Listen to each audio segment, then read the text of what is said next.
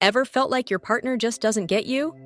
Like you're speaking two different languages, even though you're saying the same words? Relationships can feel like navigating a maze, full of dead ends and wrong turns. You open up about your bad day, hoping for a comforting word, but instead, you're handed a solution you never asked for. Or you reach out for support, only to be met with silence, leaving you more alone than ever. But here's the thing. These moments of disconnect aren't failures, they're clues.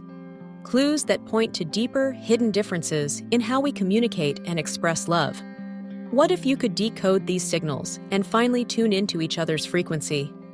In this video, we're diving into the groundbreaking insights from Men Are From Mars, Women Are From Venus by John Gray. Stick around because the takeaways could transform the way you connect with the people you love most. Relationships are like intricate puzzles. When the pieces fit, they're beautiful, but when they don't, it's frustrating and confusing. John Gray's Men Are From Mars, Women Are From Venus reveals a crucial truth. Men and women often operate on entirely different wavelengths. This isn't about love or effort. It's about how we interpret and express emotions in ways that sometimes feel alien to each other. The book unpacks the why behind these differences and offers practical tools to bridge the gap. Imagine understanding why your partner retreats during conflict, or how small acts of kindness can create a ripple effect of love and connection. These lessons have the power to transform not just romantic relationships, but any bond that matters to you. So, if you're ready for actionable insights that will change the way you relate to others, hit that subscribe button. Together, we'll unlock the secrets to thriving connections. Lesson 1. Mr. Fixit versus the Home Improvement Committee. Let's talk about a scenario that's all too familiar.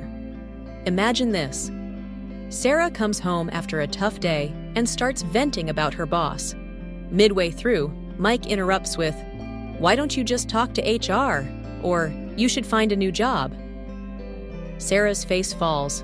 Her frustration deepens. She wasn't looking for advice. She just needed someone to listen. Mike, on the other hand, is bewildered. He was trying to help. Here's the key insight. Men often show love by offering solutions, believing they're easing the burden. Women, however, often share their struggles to feel connected and understood, not to receive a quick fix. So, what can you do? For men, the next time your partner shares a problem, resist the urge to fix it.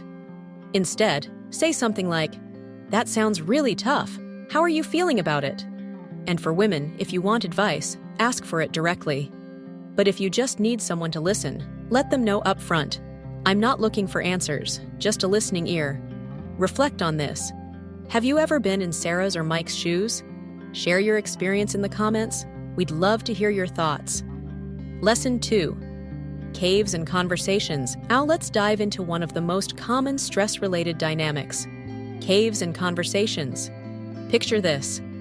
Jake comes home after a brutal day and immediately sinks into the couch, zoning out with the TV remote in hand. Emma, his partner, walks in, eager to talk about her own day. But instead of connecting, she feels ignored.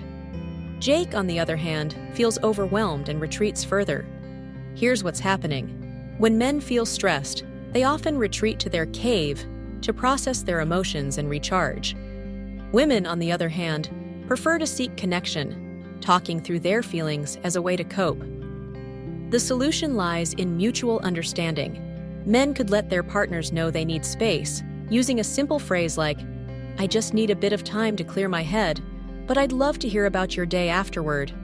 For women, giving their partner room to breathe and trusting that he'll reconnect when he's ready can prevent feelings of rejection. By approaching these moments with patience and empathy, you can turn potential misunderstandings into opportunities for deeper connection. Lesson 3.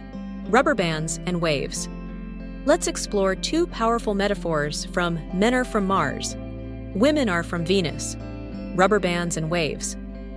These concepts reveal the natural emotional cycles men and women experience in relationships. First, the rubber band. Imagine this. Men often get close in relationships, then instinctively pull back for a time, only to bounce back with renewed closeness. This isn't about losing interest, it's simply how men recharge emotionally. From a woman's perspective, this can feel confusing or even hurtful. She might think he's pulling away because something's wrong, leading her to close the gap by seeking more closeness, which only pushes him further away. The key? Give the rubber band time to stretch. It will naturally snap back. Then there's the wave. Women's emotional well-being tends to rise and fall like tides. When the wave crashes, she might feel overwhelmed, insecure, or in need of extra reassurance. Men often misinterpret this as something they've done wrong, but in reality, she just needs support to ride out the low point. Here's how you can navigate these cycles. Men, offer patience and reassurance when your partner's wave is low, even if you don't fully understand why. Women, trust that when your partner pulls away briefly, it's not a sign of disinterest, it's part of his process. By embracing these natural rhythms, you'll build a more harmonious and supportive relationship. Lesson 4. Scoring points in relationships. Let's shift gears and talk about the fascinating concept of scoring points. This explains why small acts of love often carry more weight than grand gestures. Here's how it works. For women, every thoughtful action, whether it's a quick text, a warm hug, or taking out the trash, earns 1 point. The surprising part? No matter how extravagant the gesture, it still only earns 1 point. For instance, Dan might think surprising his wife with an expensive watch will earn him a windfall of points. But in her mind, it's just 1 point on par with him saying, "You look beautiful today." This can be baffling for men who often value grand gestures more highly. The takeaway? Consistency is what truly matters. Small, frequent acts of love and appreciation build a lasting connection. For men, focusing on regular, thoughtful gestures like compliments, small favors, or simply showing presence can have a big impact. And for women, acknowledging and appreciating the effort, whether big or small, helps balance the scales. This concept simplifies what might otherwise feel like a mystery and shows how consistent, intentional acts can strengthen your bond over time.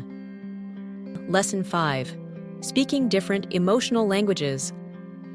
Let's talk about how men and women often speak completely different emotional languages. Picture this. Sally, feeling overwhelmed, says to her husband, "The house is always a mess." He immediately fires back, "What? I just cleaned the kitchen this morning. What went wrong here?" Sally wasn't literally saying the house is perpetually messy. Her words were an emotional expression. "I feel stressed and need help." But her husband interpreted them literally, leading to frustration on both sides. This highlights a crucial difference. Women often use metaphors, superlatives, or generalizations when expressing their emotions. Men, on the other hand, tend to communicate more literally, focusing on facts rather than feelings. The solution? For men, instead of reacting defensively, pause and ask yourself, what's the deeper message here? A simple response like, "You're feeling overwhelmed. How can I help?" can turn a potential argument into a moment of connection. For women, try to frame your emotions more clearly during high-stress moments. Instead of saying, "You never help around the house," try, "I'm feeling a bit overwhelmed and could really use your help." By learning to interpret and express emotions more effectively, you'll avoid unnecessary conflicts and deepen your mutual understanding. Addressing the book's criticism. Before we wrap up, let's tackle an important point. Men Are From Mars, Women Are From Venus has faced criticism for leaning into gender stereotypes, and some of its ideas may feel outdated. But here's the thing. Even if you don't resonate with every concept, the book still offers valuable insights into improving communication and building empathy. Instead of dismissing the whole message, take what works for your relationship and leave the rest. The goal is progress, not perfection. Up next, I'll summarize the 5 key takeaways and show you how to start applying them today. Let's recap the 5 key takeaways from Men Are From Mars, Women Are From Venus. 1. Avoid giving unsolicited advice. Sometimes listening is the most powerful gift. 2. Respect each other's need for space. It's essential for emotional balance. 3. Embrace the natural cycles of intimacy and emotion. 4. Remember, it's the little things that count most in relationships. 5. Don't take words literally when emotions run high, look for the deeper message. Which of these lessons are you most excited to apply in your own relationships? Share your thoughts in the comments. If you found this video helpful, don't forget to like, subscribe, and hit the notification bell so you won't miss any of our future videos.